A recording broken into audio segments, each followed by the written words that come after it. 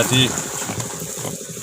2 অক্টোবৰ মহাত্মা গান্ধীৰ 150তম জন্মবাৰ্ষিকী আৰু এই দিনটো অল প্ৰডাকশ্যন ইউনিয়নৰ নেতৃত্বত ইয়াত উদযাপন কৰা হৈছে আৰু ইয়াৰ জৰিয়তে ইয়াতে আমি ক'ব বিচাৰোঁ যে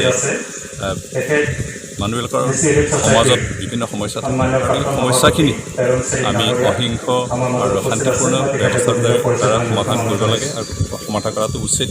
এই কথাটোকে গুৰুত্ব সহকাৰে চিন্তা চৰ্চাৰ এটা পৰিৱেশ আমি গঢ়ি তুলিছোঁ। বিশেষকৈ আমি NDP আচলতে সশস্ত্ৰ সংগ্ৰাম কৰা তেনে সংগঠন হ'লেও সশস্ত্ৰ সংগ্ৰামৰ জৰিয়তে হিংসা বৃদ্ধি হয় আৰু সেইটো মানে সমাজৰ কাৰণে ভাল নহয়।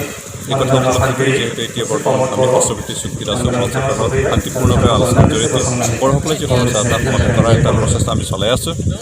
আৰু যিহেতু মহাত্মা গান্ধীয়ে অহিংস নীতিৰে আন্দোলন কৰি ভাৰতবৰ্ষ স্বাধীন কৰিছিল আৰু একে আদৰ্শ সাৰত কৰি আমি সকলৰ সমস্যা সমাধান কৰাৰ পোষকতা কৰিছোঁ আৰু সেইকাৰণে আজি মহাত্মা গান্ধীৰ 150তম জন্মবাৰ্ষিকীৰ দিনাখন আমি শান্তিপূৰ্ণভাৱে কাম কৰি যাম বুলি এটা শপত লৈছোঁ।